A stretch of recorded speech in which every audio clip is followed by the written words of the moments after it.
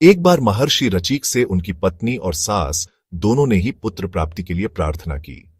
महर्षि रचीक ने उनकी प्रार्थना स्वीकार करके दोनों के लिए अलग अलग मंत्रों से चरु पकाया और स्नान करने के लिए चले गए। सत्यवती की मां ने यह समझकर कि ऋषि ने अपनी पत्नी के लिए श्रेष्ठ चरु पकाया होगा, अतः उसने बेटी से वह चरु मांग लिया।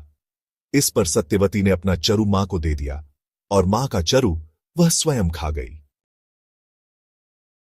जब रचीक मुनि को इस बात का पता चला, तब उन्होंने अपनी पत्नी सत्यवती से कहा कि तुमने बड़ा अनर्थ कर डाला। अब तुम्हारा पुत्र तो लोगों को दंड देने वाला घोर प्रकृति का होगा और तुम्हारा भाई होगा एक श्रेष्ठ ब्रह्मवेत्ता।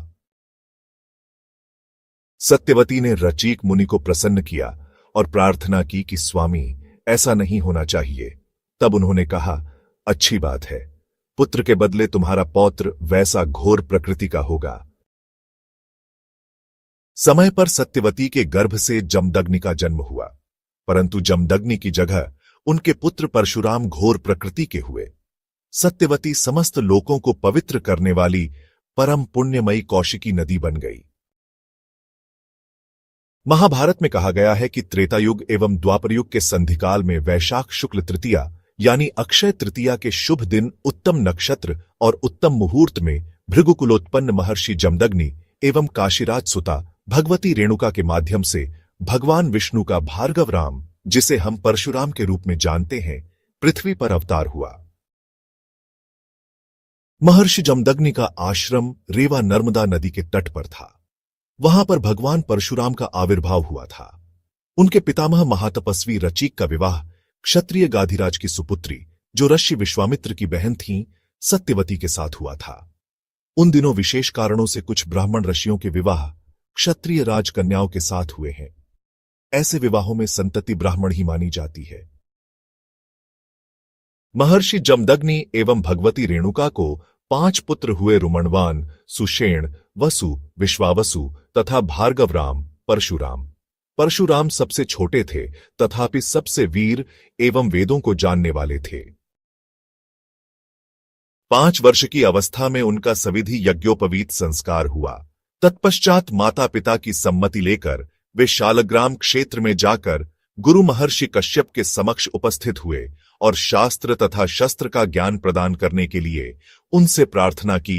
गुरु महर्षि कश्यप ने परशुराम को सविधि दीक्षा दी और शास्त्र एवं शस्त्र विद्या सिखाना प्रारंभ किया। कृशाग्र बुद्धि संपन्न एवं अदम्य उत्साही होने से परशुराम अल्प समय में ही चारों वेदों और धनुर्विद्या में निपुण हो गए। गुरु की आज्ञा तथा आशीर्वाद लेकर परशुराम अपने माता पिता के पास आए और उनका भी आशीर्वाद प्राप्त किया। परशुराम अपने घर से प्रस्थान कर गंधमादन पर्वत पर गए और उत्कट तपस्या द्वारा उन्होंने भगवान शंकर को प्रसन्न कर उनसे उच्च कोटि की धनुर्विद्या प्राप्त की।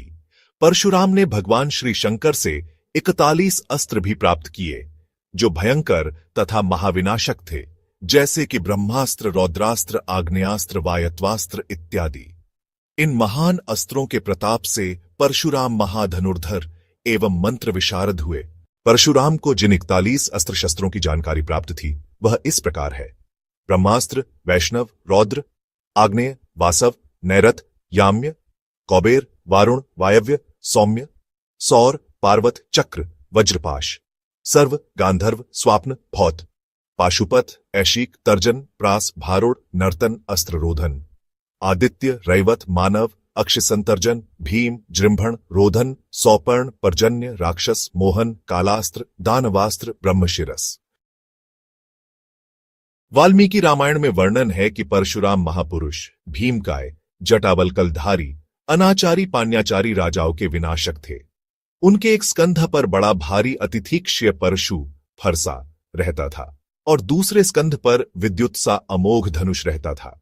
वे त्रिपुरघ्न त्रिपुर के विध्वंसक महाबली शिव सदृश्य थे। ये रुरु नामक मृग का चर्म धारण करते। धनुर्वेद की विधिवत शिक्षा इन्होंने अपने पिता से ही प्राप्त की। पिता के चरणों में परशुराम जी की अनन्य भक्ति थी। अत्यंत तीक्ष्ण धार वाला अमोघ परशु धारण करने के कारण भगवान राम का परशु सहित नाम परशुराम पड़ा। यह परशु भगवान शंकर के उसी महातेज से निर्मित हुआ था जिससे श्री विष्णु का सुदर्शन चक्र और देवराज इंद्र का वज्र बना था। हरिवंश में उनके विषय में वर्णन है कि एक बार जब बलराम और श्री कृष्ण ने दक्षिणा पथ की यात्रा की तो सह्याचल की पर्वत श्रेणियों के समीप वे वेणा नदी के तट पर पहुंचे। वहां एक विशाल बरगद का वृक्ष था। उसी वृक्ष के नीचे विराजमान भृगुनंदन परशुराम जी को उन्होंने देखा, जिनके कंधे पर फरसा था और जो जटा और वल्कल धारण किए हुए थे। उनके शरीर का वर्ण गौर तथा अग्निशिखा के समान प्रकाशमान था। वे सूर्य के समान तेजस्वी दिखाई देते थे। क्षत्रियों का अंत करने वाले परशुराम किसी से क्षुब्ध होने वाले नहीं थे। प्रणाम निवेदन एवं कुशल क्षेम के अनंतर मगधराज जरासंध के साथ किस प्रकार युद्ध किया जाए और विजय मिले, इस विषय में श्री कृष्ण ने महाबली परशुराम से मार्गदर्शन प्राप्त किया था। भगवान दत्तात्रेय श्री विद्या के परम आचार्य है। इन्हीं ने परशुराम जी को अधिकारी जानकर श्री विद्या का उपदेश किया था। दत्तात्रेय भगवान से परशुराम जी ने षोडशी मंत्र की दीक्षा ग्रहण कर साधना हेतु महेंद्र पर्वत पर जाकर भगवती त्रिपुर सुंदरी की आराधना की और उनसे चिरंजीवी पद प्राप्त किया। भगवती की कृपा से वे सिद्ध पुरुष बन गए। भीष्म पितामह ने परशुराम जी से अस्त्र विद्या सीखी थी। एक बार भीष्म पितामह ने अपने भाई विचित्रवीर्य के लिए काशीराज की 3 कन्याओं अंबा, अंबिका और अंबालिका का स्वयंवर से जाकर हरण किया था। उनमें से अंबा ने कहा कि उसे राजा शाल्व के साथ प्रेम है। ऐसा सुनकर भीष्म ने उसे मुक्त कर दिया। अंबा जब शाल्व के पास गई तो उसने भीष्म द्वारा अपहरित हुई जानकर उसका त्याग कर दिया।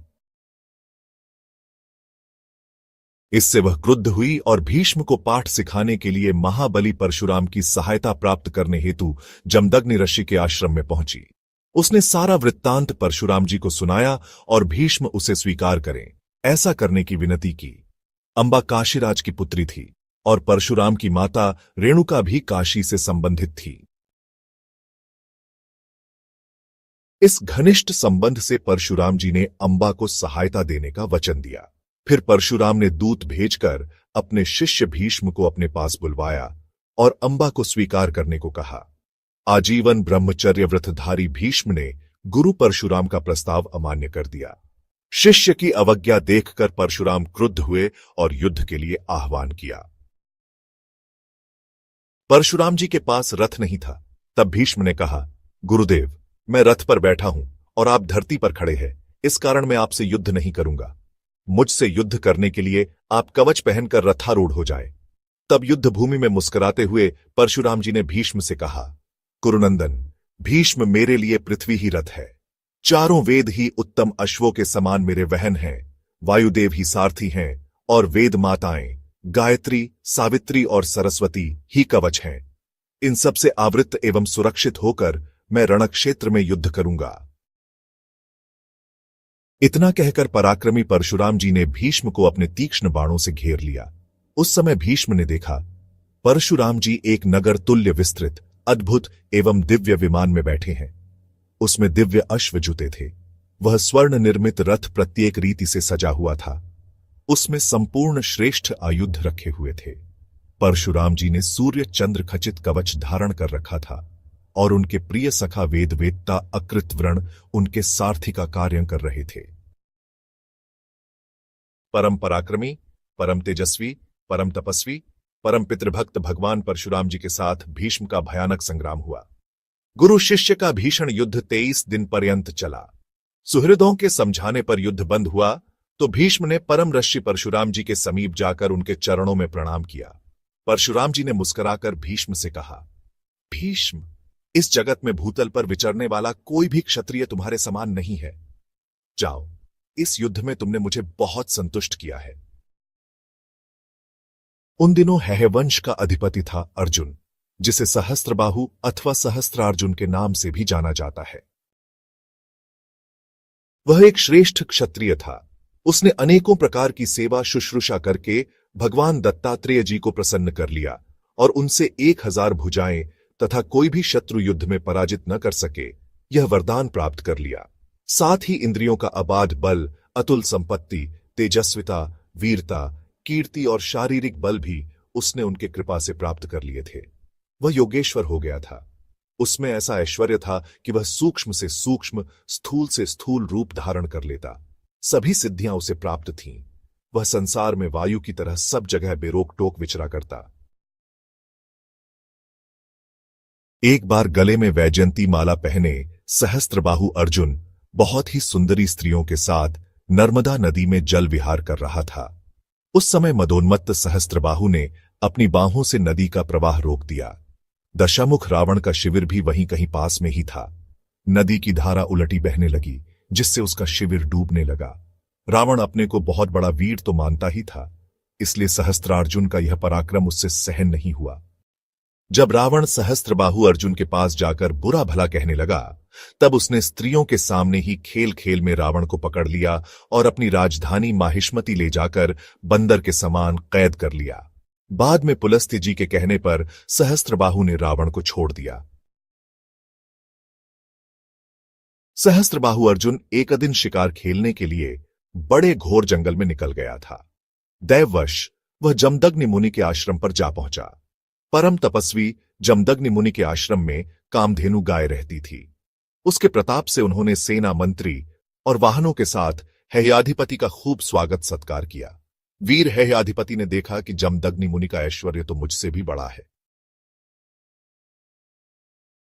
इसलिए उसने उनके स्वागत सत्कार को कुछ भी आदर न देकर कामधेनु को ही ले लेना चाहा। परंतु महर्षि जमदग्नि ने कहा, राजन, ये कामधेनु तो मेरे समस्त धर्म कर्मों की जननी है। यज्ञीय सामग्री, देवता, ऋषि, पितर और अतिथियों का सत्कार ही नहीं, इसी गौ के द्वारा मेरे सारे इहलौकिक तथा पारलौकिक कर्म संपन्न होते हैं। मैं इसे देने का विचार भी कैसे कर सकता हूं? उसने अभिमानवश जमदग्नि मुनि से मांगा भी नहीं। अपने सेवकों को आज्ञा दी कि कामधेनु को छीन ले चलो। उसकी आज्ञा से उसके सेवक बछड़े के साथ बां बां करती हुई कामधेनु को बलपूर्वक महिषातिपुरी ले गए। जब वे सब चले गए, तब परशुराम जी आश्रम पर आए और उसकी दुष्टता का वृत्तांत सुनकर चोट खाए हुए सांप की तरह क्रोध से तिलमिला उठे। उन्हीं ने राजा कार्तवीर सहस्त्रबाहु का वध करने की भीषण प्रतिज्ञा कर ली। तब महर्षि जमदग्नि ने कहा कि तुम ब्रह्मदेव के पास जाकर उनसे आज्ञा ले आओ। ब्रह्मदेव के पास जाने पर ब्रह्मदेव ने परशुराम को भगवान शिव की आज्ञा लेने को कहा। परशुराम वहां से कैलाश पर्वत पर पहुंचे और शिव जी को सारा वृत्तांत सुनाया। शिव जी ने प्रसन्न होकर पापाचारी राजा कार्तवीर्य का वध करने की आज्ञा दी। परशुराम जी अपना भयंकर फरसा, तरकस, ढाल एवं धनुष लेकर बड़े बेग से उसके पीछे दौड़े, जिसे कोई किसी से न दबने वाला सिंह हाथी पर टूट पड़े। सहस्त्रबाहु अर्जुन अभी अपने नगर में प्रवेश कर ही रहा था कि उसने देखा परशुराम जी महाराज बड़े वेग से उसी की ओर झपटे आ रहे हैं। उनकी बड़ी विलक्षण झांकी थी। वे हाथ में धनुष, बाण और फरसा लिए हुए थे, शरीर पर काला मृगचर्म धारण किए हुए थे और उनकी जटाएं सूर्य की किरणों के समान चमक रही थीं। उन्हें देखते ही उसने गदा, खड्ग, बाण, रष्टि, शतघ्नि और शक्ति आदि आयुधों से सुसज्जित एवं हाथी, घोड़े, रथ तथा पदातियों से युक्त अत्यंत भयंकर 17 अक्षौहिणी सेना भेजी। भगवान परशुराम ने बात ही बात में अकेले ही उस भारी सेना को नष्ट कर दिया। भगवान परशुराम जी की गति मन और वायु के समान थी। बस वे शत्रु की सेना को काटते ही जा रहे थे। जहां जहां वे अपने फरसे का प्रहार करते, वहां वहां सारथी और वाहनों के साथ बड़े बड़े वीरों की बाहें, जांघें और कंधे कट कट कर पृथ्वी पर गिरते जाते थे। हेयाधिपति अर्जुन ने देखा कि मेरी सेना के सैनिक, उनके धनुष, ध्वजाएं और ढाल भगवान परशुराम के फरसे और बाणों से कट कट कर खून से लथपथ रणभूमि में गिर गए हैं। तब उसे बड़ा क्रोध आया और वह स्वयं भिड़ने के लिए आ धमका। उसने एक साथ ही अपनी 1000 भुजाओं से 5 धनुषों पर बाण चढ़ाए और परशुराम जी पर छोड़े। परंतु परशुराम जी तो समस्त शस्त्रधारियों के शिरोमणि ठहरे।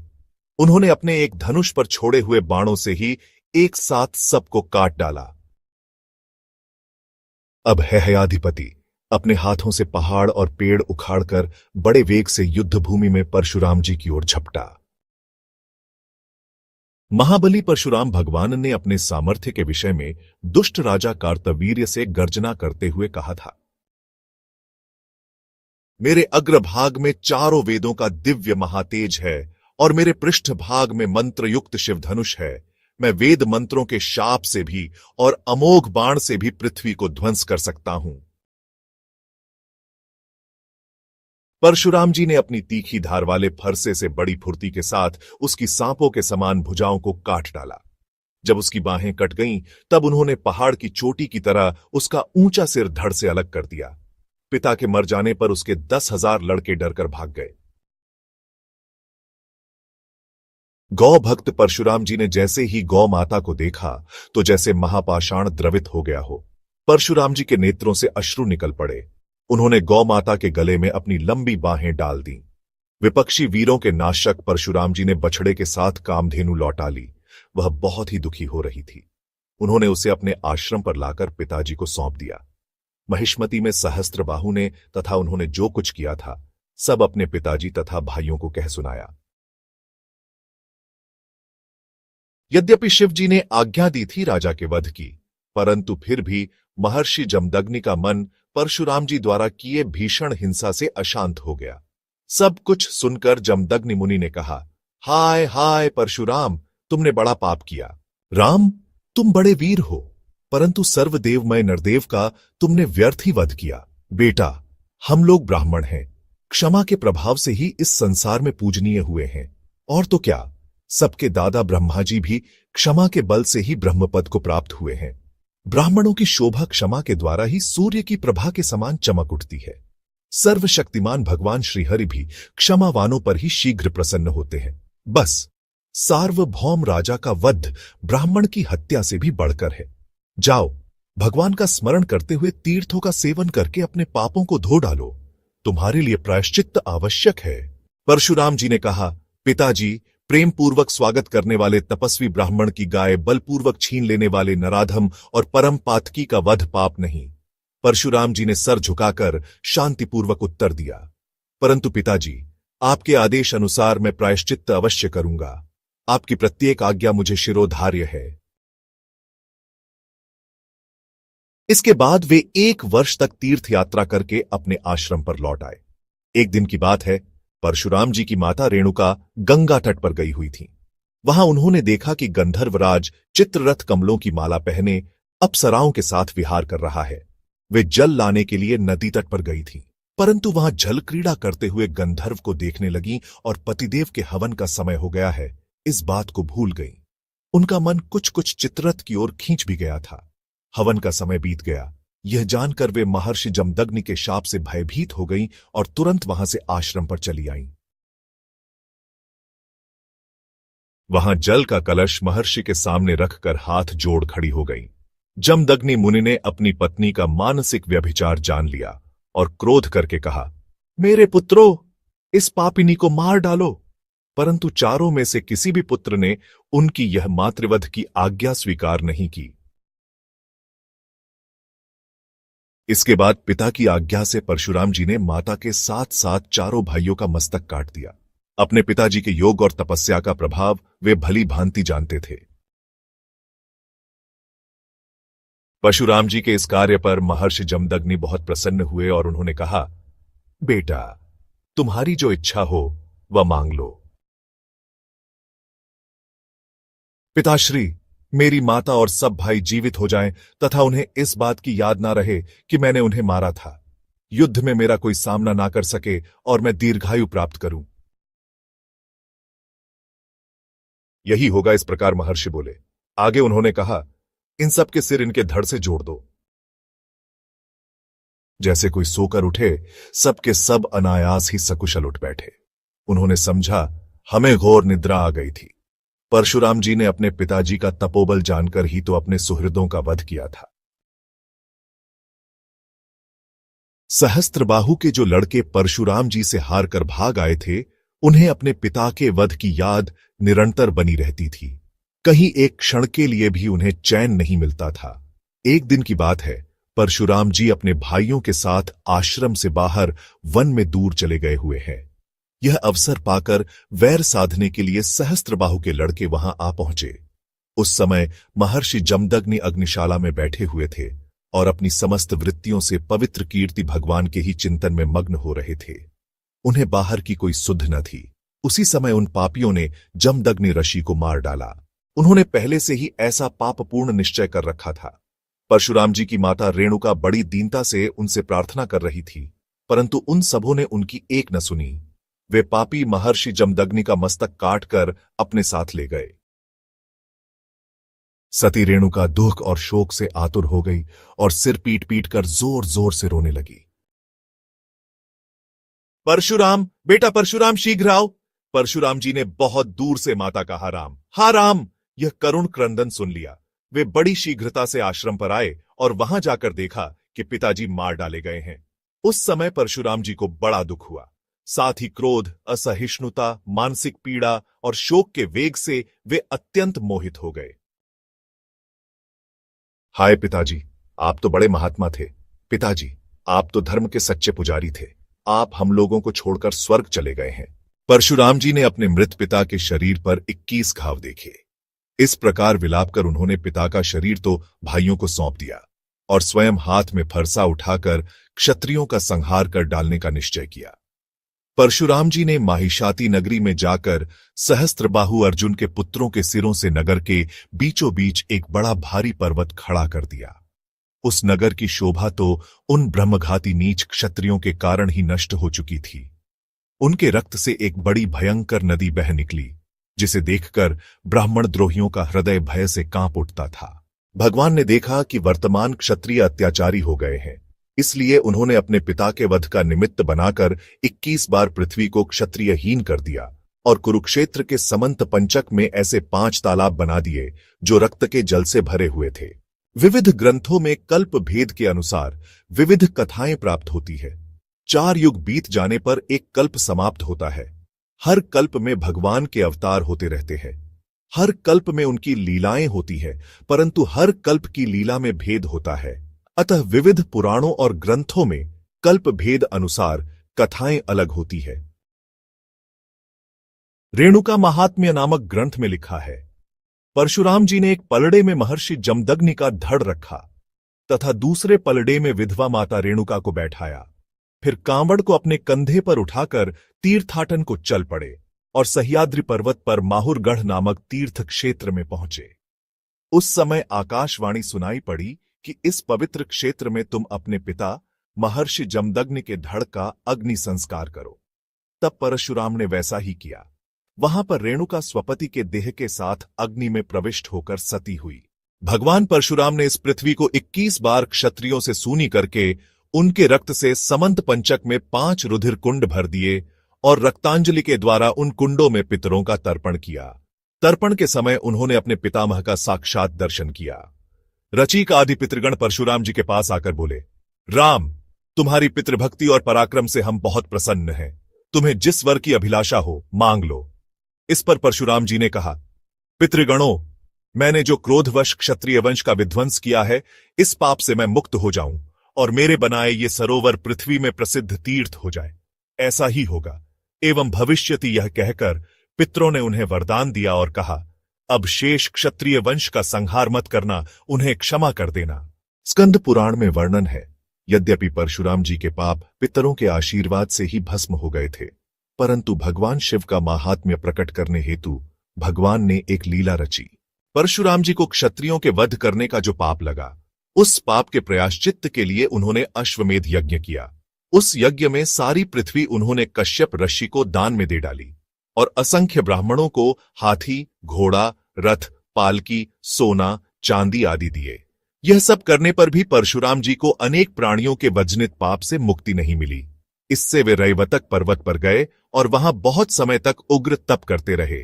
कठिन तप करने पर भी हत्या से छुटकारा न मिलने पर परशुराम ने महेंद्र, मलय, सह्य, हिमालय आदि पवित्र पर्वतों की यात्रा की। तत्पश्चात नर्मदा, यमुना, चंद्रभागा, गंगा, इरावती, वितस्था, चर्मणवती, गोमती, गोदावरी आदि पुण्य सलिला नदियों में श्रद्धापूर्वक स्नान किया।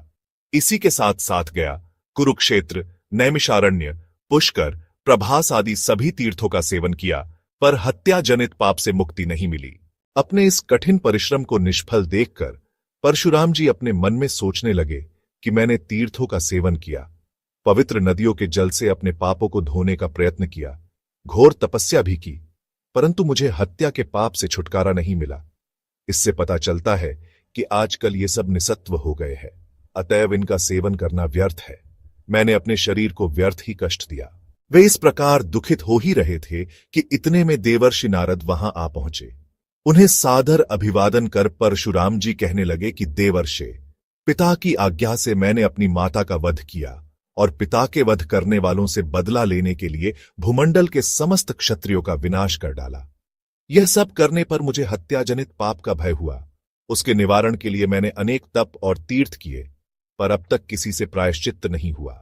नारद जी बोले, महाकाल वन उज्जैन अवंतिका में ब्रह्म हत्या जनित पाप का निवारण करने वाला सर्व सिद्धिदायक जटेश्वर नामक शिवजी का एक महालिंग है। परशुराम, तुम वहां शीघ्र जाओ और उनकी आराधना करो। उनके प्रसाद से तुम समस्त पापों से मुक्त हो जाओगे। नारद जी के उपदेशानुसार परशुराम जी उसी समय उनको प्रणाम कर सर्वकामना परिपूरक पवित्र महाकाल वन को चल दिए। वहां पहुंचकर चिरकाल तक श्री जटेश्वर महादेव जी की आराधना की। उनकी एकनिष्ठ आराधना से प्रसन्न होकर भगवान शिव ने लिंग से प्रकट होकर उन्हें दर्शन दिए। उनके परमानंदप्रद दर्शन पाकर परशुराम जी मुग्ध हो गए और स्तुति करने लगे कि प्रभु, आप शरणागत वत्सल हैं। दीनजनों के हित करने के लिए आप अनेक रूप धारण करते हैं। हे करुणा वरुणालय, मैं इस समय हत्याजनित पाप से दबा जा रहा हूं, इससे मेरा उद्धार कीजिए। यदि आप मुझ पर प्रसन्न हैं तो मुझे यही वर दीजिए कि आपके चरण कमलों में मेरा अविचल एवं प्रगाढ़ प्रेम बना रहे। उनकी स्तुति से भगवान शंकर ने प्रसन्न होकर उन्हें हत्या के पाप से मुक्त कर दिया और कहा कि आज से इस लिंग का नाम तुम्हारे ही नाम से विख्यात होगा। इसे लोग अब रामेश्वर कहेंगे। यह रामेश्वर शिवलिंग श्री राम द्वारा स्थापित लिंग से पृथक है। जो लोग भक्तिपूर्वक रामेश्वर की पूजा करेंगे उनके जन्म भर के पाप जल जाएंगे। हजारों ब्रह्म हत्याओं के भी पाप श्री रामेश्वर जी के दर्शन करने से विनष्ट हो जाएंगे। श्रीमद्भागवत में लिखा है, परशुराम जी ने अपने पिताजी का सिर लाकर उनके धड़ से जोड़ दिया और यज्ञों द्वारा सर्वदेवमय आत्मस्वरूप भगवान का यजन किया। यज्ञों में उन्होंने पूर्व दिशा होता को, दक्षिण दिशा ब्रह्मा को, पश्चिम दिशा अध्वर्यु को और उत्तर दिशा सामगान करने वाले उद्गाता को दे दी। इसी प्रकार अग्निकोण आदि दिशाएं ऋत्विजों को दी, कश्यप जी को मध्य धुति दी, उपद्रष्टा को आर्यावर्त दिया तथा दूसरे सदस्यों को अन्यान्य दिशाएं प्रदान कर दी। इसके बाद अज्ञात स्नान करके वे समस्त पापों से मुक्त हो गए और ब्रह्म नदी सरस्वती के तट पर मेघरहित सूर्य के समान शोभायमान हुए। महर्षि जमदग्नि को स्मृतिरूप संकल्पमय शरीर की प्राप्ति हो गई। परशुराम जी से सम्मानित होकर वे सप्तर्षियों के मंडल में 7वें ऋषि हो गए। कमल लोचन जमदग्नि नंदन भगवान परशुराम आगामी मनवंतर में सप्तर्षियों के मंडल में रहकर वेदों का विस्तार करेंगे। वे आज भी किसी को किसी प्रकार का दंड न देते हुए शांत चित्त से महेंद्र पर्वत पर निवास करते हैं। वहां सिद्ध, गंधर्व और चारण उनके चरित्र का मधुर गान करते रहते हैं। समस्त पृथ्वी का दान कर भगवान परशुराम महेंद्र पर्वत पर निवास करने लगे। तब एक समय महर्षि भरद्वाज के यशस्वी पुत्र द्रोण धनुर्वेद, दिव्यास्त्रों एवं नीति शास्त्र के ज्ञान के लिए भगवान परशुराम के पास पहुंचे। मैं आंगिरस कुलोत्पन्न महर्षि भरद्वाज का अयोनिज पुत्र द्रोण हूं। अपना परिचय देते हुए द्रोण ने परशुराम जी के चरणों में प्रणाम किया और कहा, मैं धन की इच्छा से आपके पास आया हूं, आप मुझ पर दया करें। अब तो मैंने केवल अपने शरीर को ही बचा रखा है, अन्य सब कुछ दान कर दिया। किसी एक को मांग लो। प्रभो, आप मुझे संपूर्ण अस्त्र उनके प्रयोग तथा उपसंहार विधि प्रदान करे, द्रोण ने निवेदन किया। तब रेणुकानंदन ने अपने सब अस्त्र द्रोण को दे दिए। आचार्य द्रोण परशुराम जी से दुर्लभ ब्रह्मास्त्र का भी ज्ञान प्राप्त कर धरती पर अत्यधिक शक्तिशाली हो गए। श्री परशुराम जी द्वारा किए गए क्षत्रिय संहार में थोड़े ही क्षत्रिय बच गए। उनके नाम इस प्रकार है राजा वीतिहोत्र, यह अपने स्त्रियों के अंतःपुर में छिपने से बच गया। पौरव राजा रक्षवान, यह यक्षवान पर्वतों के रीघों में जाकर छिपने से बच गया। अयोध्या का राजा सर्वकर्मण पराशर ऋषि ने शूद्र के समान सेवा कर इसे बचाया। मगवराज बृहद्रथ गृध्रकूट पर्वत पर रहने वाले बंदरों ने इसकी रक्षा की। अंगराज चित्ररथ गंगा तीर पर रहने वाले गौतम ने इसकी रक्षा की। शिबी राजा गोपाली गायों ने इसकी रक्षा की। प्रतर्दन पुत्र वत्स इसकी रक्षा गोवत्सों ने की। मरुत इसे समुद्र ने बचाया। श्री परशुराम जी कल्पांत स्थायी है। अधिकारी व्यक्ति को आज भी भगवान परशुराम के दर्शन होते हैं।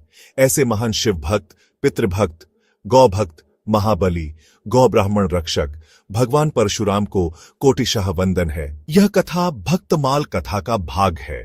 कृपया इसे अपने ठाकुर जी को घर पर सुनाइए, क्योंकि भक्तमाल कथा के मुख्य श्रोता हमारे मुरली मनोहर कृष्ण कन्हैया और वृषभान सुता राधा रानी हैं। हमारे इस प्रयास को घर घर तक पहुंचाने में हमारी सहायता करें। इसे अपने मित्रों के साथ साझा करें, चैनल को सब्सक्राइब करें और बेल आइकॉन दबाएं।